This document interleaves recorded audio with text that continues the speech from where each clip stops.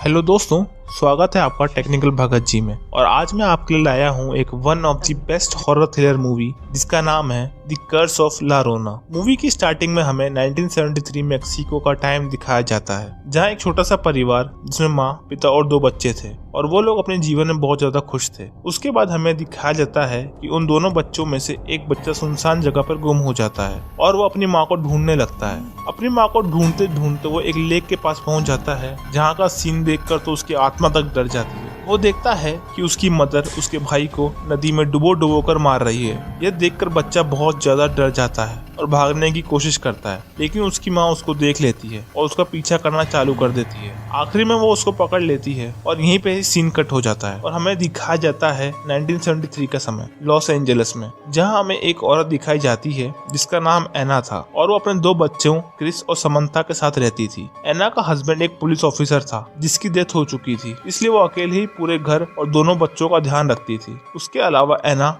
परिवार को पालने के लिए सोशल सर्विस डिपार्टमेंट में जॉब भी करती थी। बेसिकली इस डिपार्टमेंट का काम होता है पेरेंट्स अपने बच्चों का सही तरीके से देखभाल करते हैं या नहीं। एना को उसकी कलीग से पता चलता है कि एक पैट्रिशिया नाम की औरत का केस उसकी कलीग को दिया जा रहा है, जिस पर एना कई सालों से मेहनत कर रही थी। लेकिन एना इस पर एग्री नहीं होती और अपने बॉस से बोलती है कि मैं पैट्रिशिया को जानती हूँ और वो मुझ पर ट्रस्ट करती है। आखिर में बॉस मान जाते हैं और एना को सेम केस पर काम करने के लिए बोल देते हैं। उसके बाद एना और पुलिस ऑफिसर पैट्रिशिया से मिलने के लिए जाते हैं। पुलिस को देखकर पैट्रिशिया उनको घर में अंदर आने के लिए मना कर देती है, लेकिन एना उसको अकेले में मिलने के लिए कन्विंस कर लेती है। एना देखती है पैट्रिशिया बहुत ज्यादा डरी हुई है, लेकिन तब भी एना उसके बच्चों के बारे में उससे पूछती है, लेकिन पैट्रिशिया उसको कोई जवाब नहीं देती। तभी एना का ध्यान एक दरवाजे पर जाता है, जहाँ बहुत ज्यादा आंखों की पिक्चर बनी होती है जो बहुत ज्यादा क्रीपी और डरावनी सी लग रही होती है। दरवाजे के पास जाते देख पैट्रिशिया बहुत ज्यादा भड़क जाती है और एना पर अटैक कर देती है। तभी वहाँ पुलिस ऑफिसर आ जाता है और पैट्रिशिया को ले जाता है। पैट्रिशिया से बचते बचते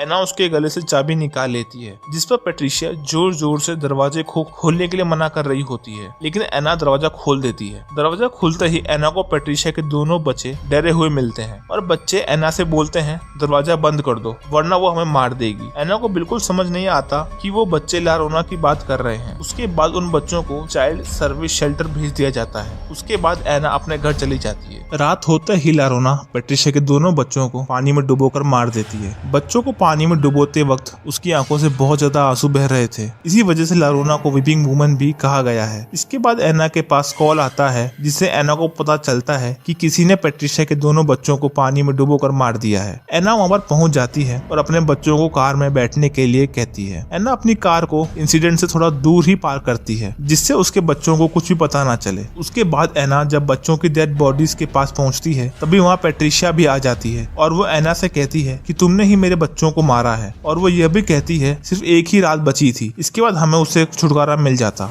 एना उससे पूछती है किससे छुटकारा मिल जाता, तभी पैट्रिशिया बोलती है ला रोना से। इसके बाद पुलिस ऑफिसर्स पैट्रिशिया को कहीं दूर ले जाते हैं। उसके बाद हमें दिखाया जाता है कि एना के बच्चों में से एक बच्चा समंथा कार में ही सो जाता है और दूसरा बच्चा क्रिस जगा होता है। क्रिस कार से बाहर आता है और चुपके से डेड बॉडीज के पास जाने लगता है। तभी क्रिस को वहाँ पर किसी की रोने की आवाज आती है, जिसे सुनकर क्रिस बहुत ज्यादा डर जाता है और यह रोने की आवाज किसी और की नहीं ला रोना की ही होती है, जो कि क्रिस को अपने पास बुला रही होती है। आखिर क्यों ला रोना क्रिस को बुला रही थी? क्या एना के बच्चों के साथ भी वही होगा जो पैट्रिशिया के बच्चों के साथ हुआ है, या फिर एना अपने बच्चों को ला रोना से बचा लेगी? यह सब जानने के लिए मैं खुद आपको यह मूवी देखने के लिए रिकमेंड करूंगा। ये हॉरर मूवी आपको एक भी मोमेंट के लिए बोर नहीं होने देगी। और अगर आपको इसका पूरा एक्सप्लेनेशन चाहिए तो कमेंट में पार्ट 2 लिखना ना भूलें। तो आज के लिए इतना ही, मिलते हैं अगली वीडियो में किसी और इंटरेस्टिंग वीडियो के साथ।